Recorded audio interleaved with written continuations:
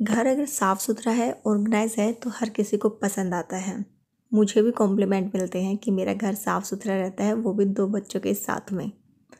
तो कुछ एक टिप्स है जो मैंने टाइम के साथ सीखी हैं, आज वही आप लोगों के साथ मैं शेयर कर रही हूँ और उम्मीद करती हूँ कि ये टिप्स आपके लिए भी यूज़फुल रहेंगी। अगर वीडियो पसंद आए तो लाइक करना बिल्कुल भी ना भूलें और अपने कमेंट से मुझे बताइए कि आपको वीडियो कितनी पसंद आई है। तो चलिए स्टार्ट करते हैं।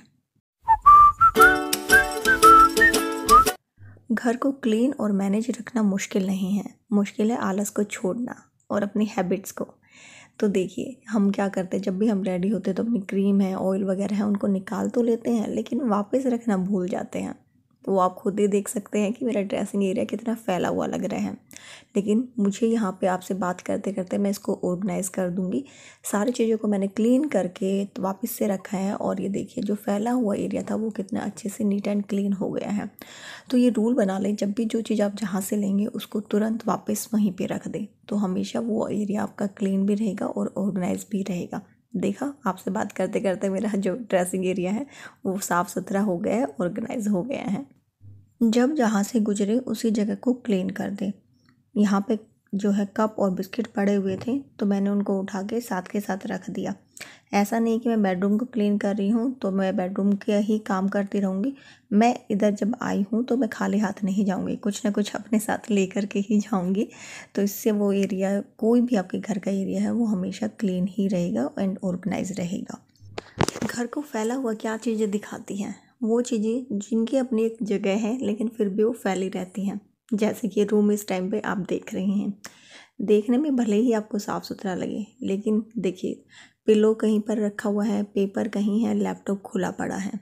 तो बस इन चीज़ों को मुझे उनकी जगह पर लगाना है। 2 मिनट ही लगने, काम में ज़्यादा नहीं लगना, लेकिन उससे ही रूम में बहुत फ़र्क पड़ जाएगा। जो चीज़ें जहाँ पे आपने उनकी बना रखी हैं उनको वहाँ पर प्लेस कर दें। और यही चीज़ हैबिट है जो अपने बच्चों को और अपने बाकी फैमिली मेम्बर्स में भी डालें।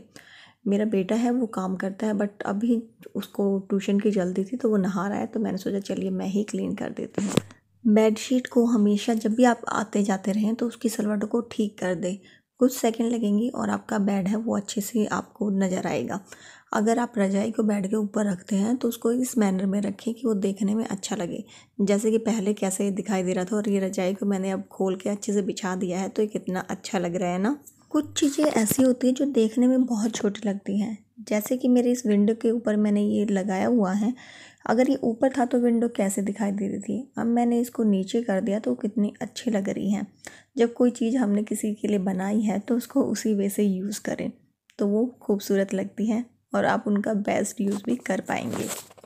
कई बार कुछ चीज़ें होती हैं जो ऐसे ही रखी रहती हैं, जैसे कि मैंने ये मैट थे जो वॉश किए थे, क्योंकि सर्दियाँ चली गई हैं अब तो मैंने सारे मैट उठा के रख दिए। गर्मियों में बहुत ज़्यादा धूल मिट्टी आती है तो मैं गर्मियों में मैट का यूज़ नहीं करती हूँ। वॉश करके मैंने इनको यहीं पे रख दिया था शू रैक के ऊपर, और मैं बस आलस कर रही थी कि ऊपर इनको स्टोर रूम में रख के आना है, बट फाइनली मैंने इनको हटा दिया है। तो अब बिफ़ोर एंड आफ्टर का जो है आप देख ही सकते हैं कि पहले वो रखे हुए कैसे लग रहे थे और अब कैसे लग रहे हैं। तो आलस बिल्कुल भी ना करें, जो चीज़ें जहाँ प्लेस करनी है उनको करते रहें। घर में बच्चे होते हैं तो घर फैला ही रहता है, उनका काम है ये करना और हमारा काम है उन चीज़ों को ठीक करना। तो बस मेरी बेटी यहाँ पे बैठ के झूला झूल रही थी और खा रही थी अपनी नमकीन और नमकीन गिरा दी उसने। तो अब मैं उसको साथ के साथ उठा दूँगी।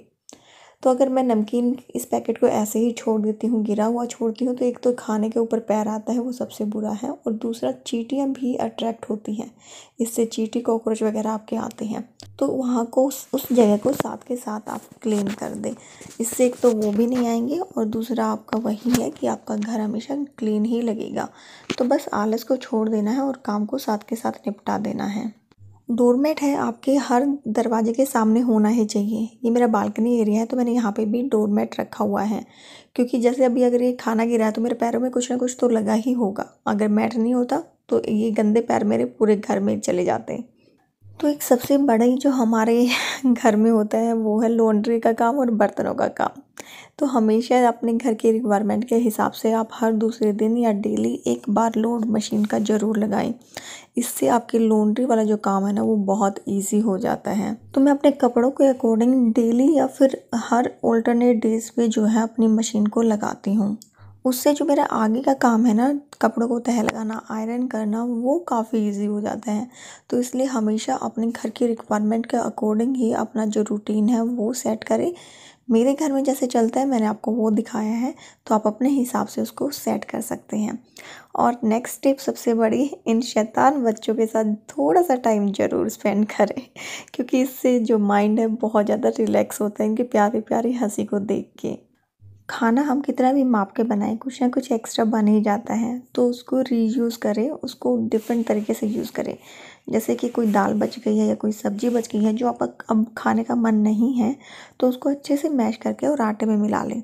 जैसे कि आटा है, इसमें मैंने दाल डाल दी, अजवाइन डाल दी है, जीरा डाल दिया है। आप चाहे तो इसमें हरी मिर्ची कट करके और जो है धनिया है वो भी डाल सकते हैं। तो इससे बहुत ही अच्छी और टेस्टी जो है रोटियां बनती हैं या पराठे बना सकते हैं।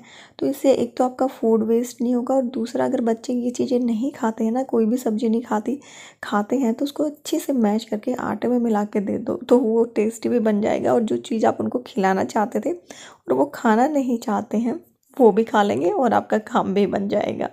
शादी के बाद जब मैंने घर को इंडिविजुअली संभाला ना, तो मेरे को राजमा और छोले बनाना बड़ा मुसीबत लगता था, क्योंकि मैं पहले सारे काम निपटाती थी, फिर राजमा और छोले को बॉयल होने के लिए रखती और फिर बनाती। तो ऑब्वियस सी बात, उसमें टाइम बहुत ज़्यादा लगना था। लेकिन फिर मैंने क्या किया, सबसे पहले मैं उठते ही राजमा छोले को अपना वॉश करके अच्छे से उसमें नमक और हल्दी डाल के उसको बॉयल होने के लिए रख देती थी। सबसे पहले ये वाला काम करती थी मैं, और उसके बाद जो अपनी चाय वगैरह है वो चढ़ाती थी। तो जब तक मैं चाय पीऊँगी, अपने बिस्तर वगैरह ठीक करूँगी ना, तब तक मेरे छोले और राजमा बॉयल हो जाएंगे और फिर फटाफट से मैं लगा दूँगी उसके अंदर छोंक। तो ये मेरा बहुत जल्दी बन जाता है। क्योंकि जब हम जैसे इंडिविजुअली काम करना स्टार्ट करते हैं ना, तो बहुत सारी चीज़ें हमें पता नहीं होती, मुझे भी नहीं पता थी, लेकिन मैंने टाइम के साथ ये सीखा है चीज़ों को मैनेज करना। तो मुझे ये आपको याद आ गई, तो मैंने आप लोगों के साथ ये शेयर कर ली। हो सकता है आप भी मेरे जैसे हों, जिसकी नई नई शादी हुई है और बहुत सारी चीज़ें मैनेज करनी नहीं आती हैं। तो कोई नहीं, टाइम के साथ सब सीख जाएंगे। घर को फैलाने में इलेक्ट्रॉनिक्स गैजेट का और जो पेपर्स होते हैं ना, उनका बहुत बड़ा रोल होता है। तो हमेशा पेपर्स को उनके जगह पर रखें, और आपके जितने भी चार्जर वगैरह हैं उनके एक फ़िक्स जगह बना लें और उनको वहीं पे रखें। तो इससे घर कम फैला हुआ लगेगा, क्योंकि ये जो वायर्स वगैरह होती है ना, ये हमारे विजुअल क्लटर होती है और घर को फैला हुआ दिखाने में बहुत ज़्यादा ये हेल्प करती हैं। तो इसलिए इनकी एक फ़िक्स जगह बनाएं और इनको वहीं पर रखें। तो मैले कपड़ों की एक जगह डिसाइड करें। जैसे कि मेरे घर में मशीन है, तो मेरे घर में रूल है कि नहाने के बाद आपके जो मैले कपड़े हैं वो सीधा मशीन में ही जाएंगे, या फिर आप कोई बास्केट वगैरह का यूज़ कर सकते हैं। और ये रूल बनाएं कि आपके मैले कपड़े उस बास्केट के अंदर ही होंगे या फिर डायरेक्ट वॉशिंग मशीन में। मेरे घर का जो सबसे ज़्यादा यूज़ होने वाला एरिया है वो है मेरा लिविंग एरिया। तो इसकी साफ़ सफाई तो चलती ही रहती है, चीज़ें इधर उधर पड़ी रहती हैं तो उनको वापस रखना तो बनता ही है। साथ में इस टेबल को मैं 2 से 3 बार दिन में क्लीन करती हूँ, सुबह उठते ही और फिर दोपहर को, शाम को, बीच में भी क्लीन हो ही जाती हैं।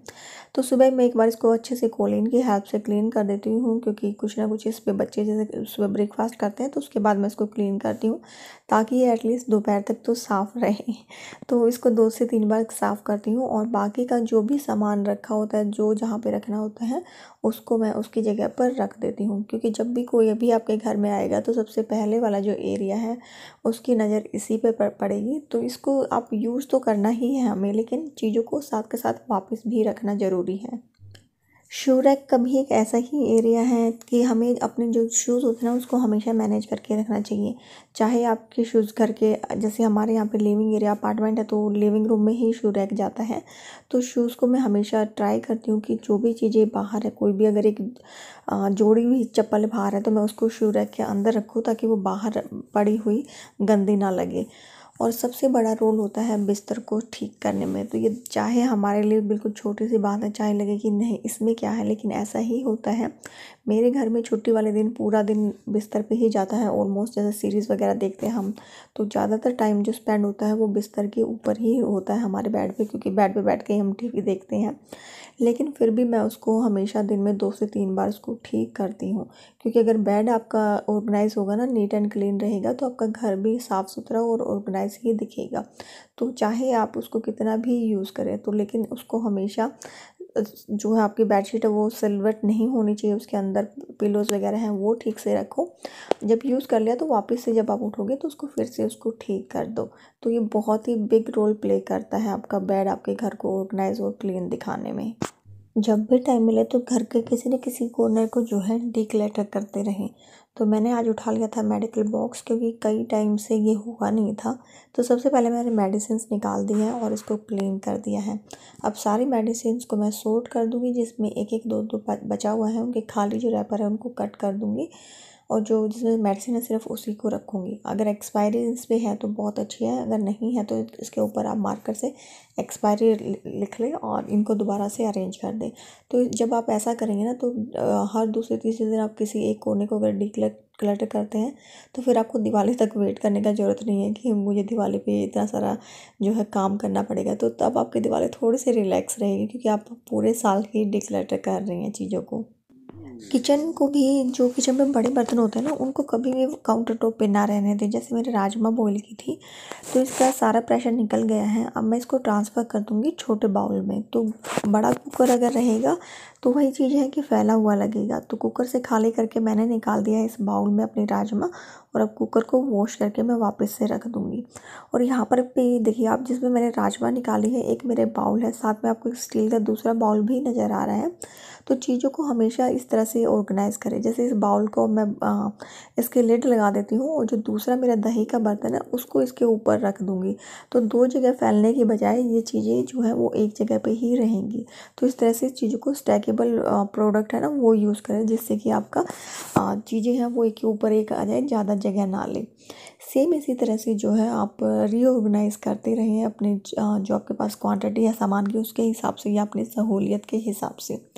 तो मेरे को भी 2-3 कंटेनर है उनको रीऑर्गेनाइज़ करना था, क्योंकि मुझे जब मैंने इनको ऑर्गेनाइज़ किया था तब कुछ और मुझे रिक्वायरमेंट थी और आज कुछ और है। तो उसके हिसाब से थोड़ा बहुत जो है अपना मैनेज और ऑर्गेनाइज़ करते रहें, तो इससे हमेशा जो है चीज़ें आपकी ऑर्गेनाइज़ ही रहेंगी और चीज़ें वेस्ट भी नहीं होंगी। आपको पता चलता रहेगा कि आपके पास किस चीज़ का कितना स्टॉक है। तो फ्रेंड्स, उम्मीद करती हूँ कि आज की छोटी सी वीडियो आप लोगों को पसंद आई होगी। अगर कोई भी टिप पसंद आई है तो प्लीज़ वीडियो को लाइक करना ना भूलें। चैनल पर नए हैं तो रेड कलर का जो सब्सक्राइब का बटन है उसको प्रेस कर दें, फिर बेल आइकन आएगा उसको भी प्रेस कर दें, ताकि नोटिफिकेशन मिल जाए आपको मेरी नेक्स्ट वीडियो का। जब भी वीडियो अपलोड करूँगी तो उसका नोटिफिकेशन आपके पास पहुँच जाएगा। तो आप लोगों के कमेंट्स का वेट रहेगा। आपसे नेक्स्ट वीडियो में मिलूँगी, तब तक के लिए बाय बाय।